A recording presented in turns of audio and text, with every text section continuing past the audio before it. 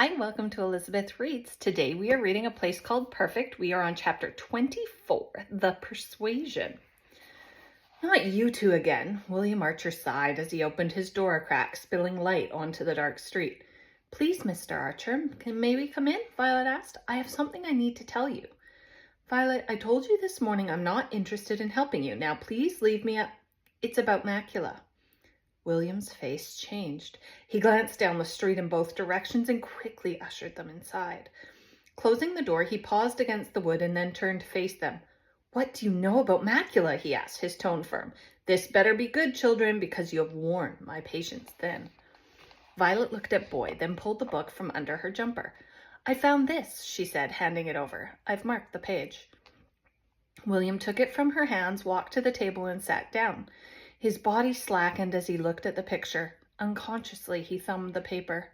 You looked beautiful that day, he whispered. Violet walked over to the table and sat down too. Boy followed her lead. I found it in the orphanage, she said. Was Perfect once called Adequate? William nodded. When did it change? Boy asked. It had been happening for a while, but the big change was when my brothers created No Man's Land about 12 years ago. William sighed, lifting his head from the page for the first time. You see, Adequate was a lovely town. It had its good and bad points, but on the whole it was a happy place, balanced. So what happened to it? Violet asked. My brothers, of course, William replied, his fist clenched over the open page. They were always too big for their boots. They were perfect in school and perfect at home, but they didn't get the praise they thought they deserved from their peers and teachers, or from our mother. On the other hand, I wasn't perfect. I was a bit of a joker. I'd loads of friends, and I was our mother's pet. It wasn't that she didn't love the twins. She did, but for some reason she protected me fiercely.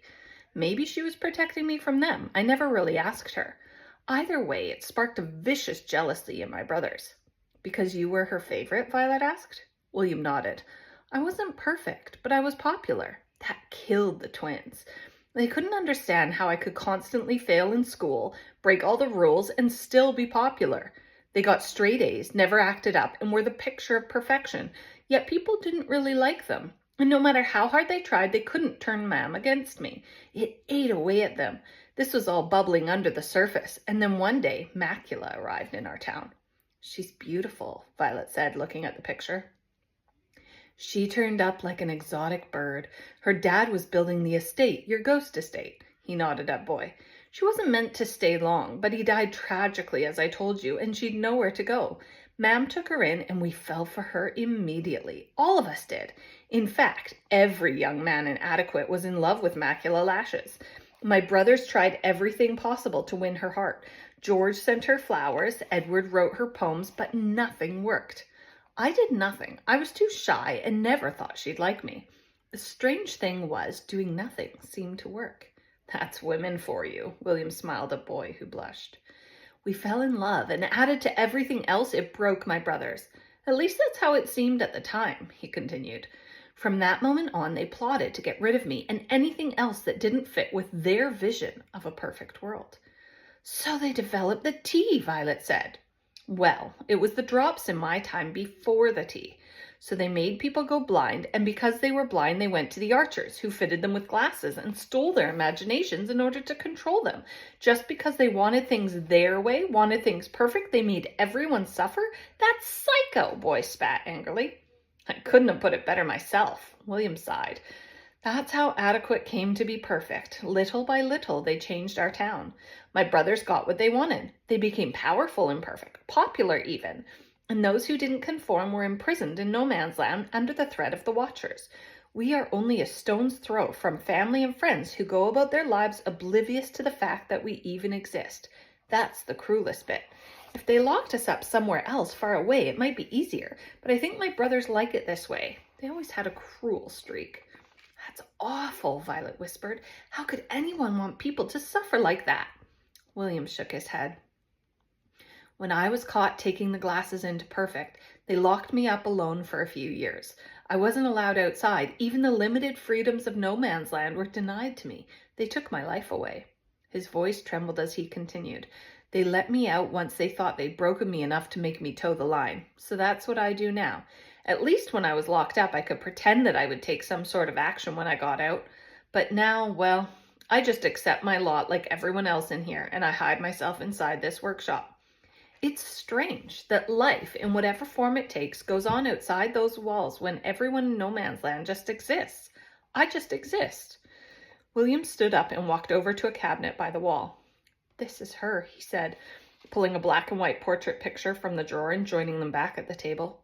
She really is beautiful, Violet added. Was beautiful, William sighed, his voice barely audible. She left perfect. Met another man, George told me. They were both killed on honeymoon when their hot air balloon crashed. Oh, Violet laughed.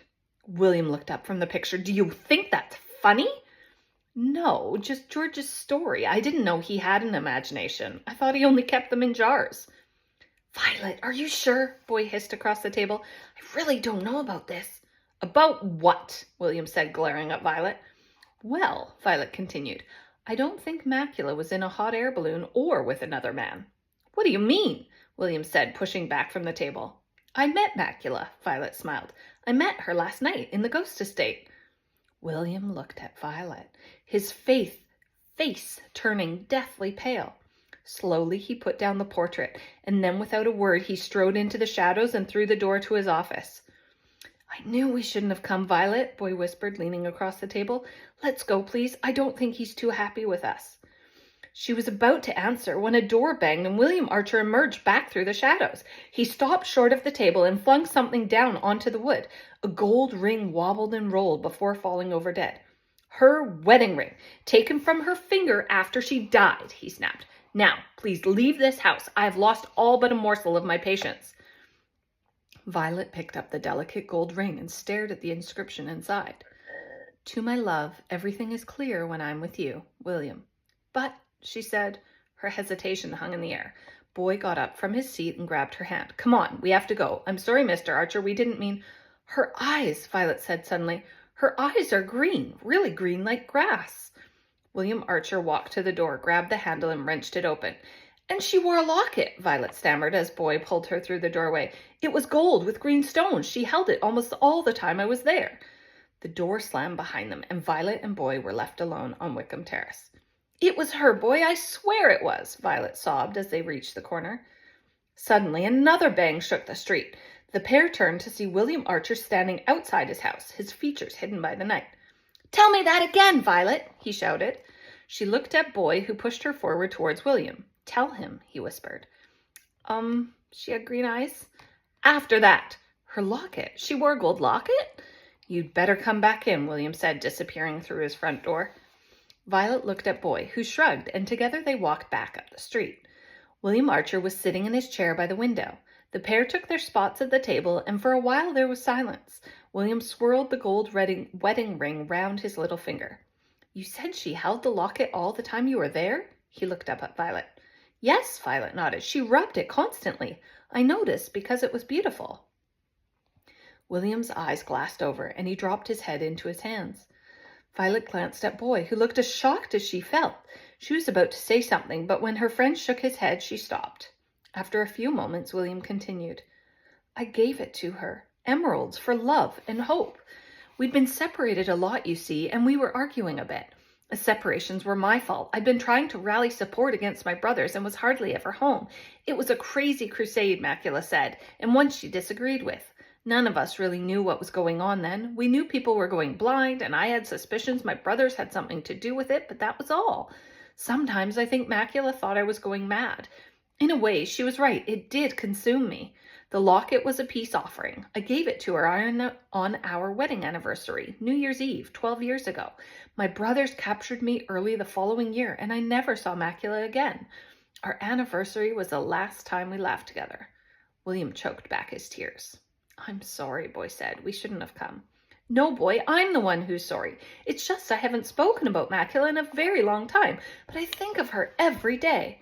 As soon as you mentioned the locket, Violet, I knew you really had met her. William looked up from his shaking hands. How is she? He asked. She's okay, Violet replied. She helped me. She saved me from the Watchers. I asked her if she wanted to escape, but she said she had nothing left. I think she was scared. And she held the locket all the time? Violet nodded.